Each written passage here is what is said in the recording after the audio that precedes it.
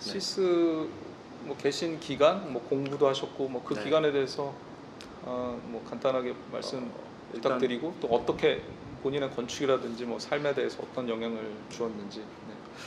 그 전에 실무를 한 3년 반 정도 하고 이제 유학을 갔고요. 너무 잘 아시겠지만. 네.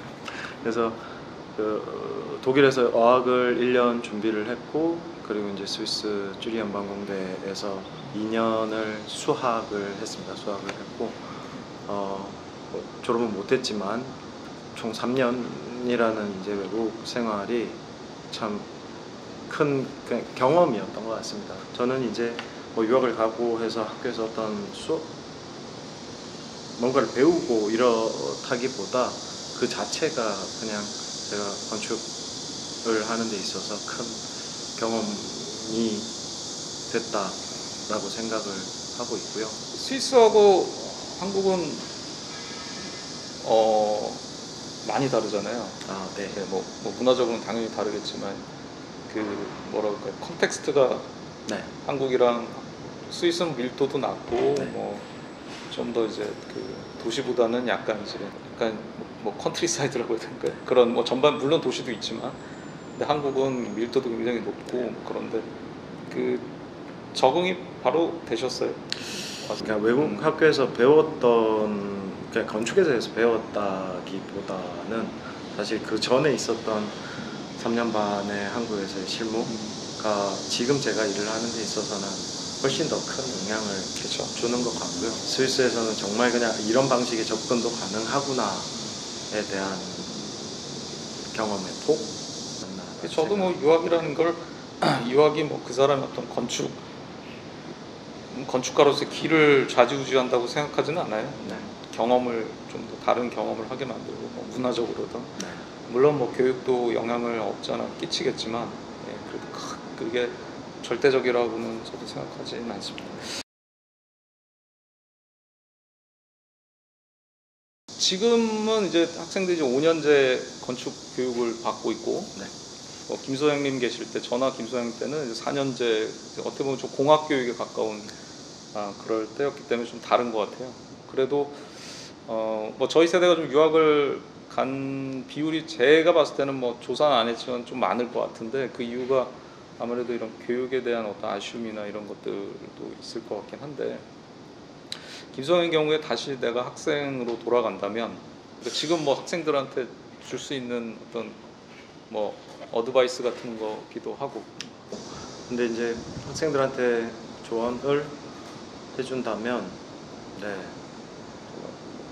그냥 폭넓게 경험을 할 수 있는 시기. 사실 실무를 들어와서 일을 하게 되면 그 경험할 수 있는 기회와 시간과 이런 것들이 많이 한정적이 되더라고요. 되다 보니 학생 때 최대한 경험을 좀 많이 할 수 있는. 네. 그래서 제가 사실 유학도 그냥 뭐 경험이었다라고 생각을 하는 게 저희 이제 일을 시작하고 지금까지 있는 중에 저는 가장 좀 한가했던 시기가 외국 생활이었던 것 같습니다. 유학 가서 열심히 하시던 분들한테 죄송한 말일 수 가장 있는데 고통의 시간 중에 하나. 좀 뭐 생각도 많이 할 수 있었고, 네, 그랬던 기간이었거든요. 그래서 경험이라고 표현을 했던 부분이고, 그래서 학생들께 조언을 한다면, 네, 폭넓게 경험했으면 좋겠다. 학생 때. 저희 때랑도 다르잖아요. 저희 때는 그래도 좀 미래에 대한 어떤 낙관적인 어떤 이런 것들이 있을 때였고 사회가 전반적으로. 네. 근데 요즘은 저희 때보다 이렇게 낙관적인 거 뭐 그렇다고 비관적이진 않지만 저희 때처럼 뭐 계속 우리가 발전하고 뭐 이렇게 그런 시대는 아닌 것 같아요. 좀 다른 시대에 살고 있는 것 같아서 조금 불안감들이 조금 더 있는 것 같은데 김 선생님 말씀대로 조금 더 사실 20대 때 너무 불안해하고 막 그런다고 해서 뭐가 바뀌는 건 아니니까 경험을 더 많이 하고 그런 거 좋은 것 같습니다.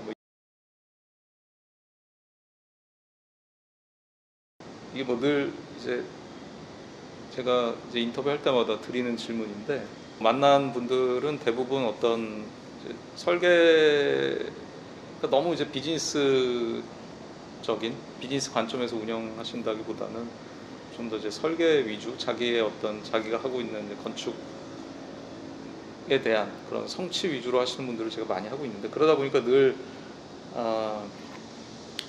저도 그렇고 궁금한 게 이게 그러니까 직원들에 대한, 스태프들에 대한 것들이 이게 좋은, 내가 사장님이 되어야 되는 건지 아니면 옛날 뭐 도제식으로 느껴질 수도 있지만 내가 좋은 선생님이 이 친구들한테 돼야 되는 건지, 또 그런 것들이 좀 늘 어려운 점이 있는 것 같아요. 그래서 거기에 대해서 김 소장님은 어떠세요?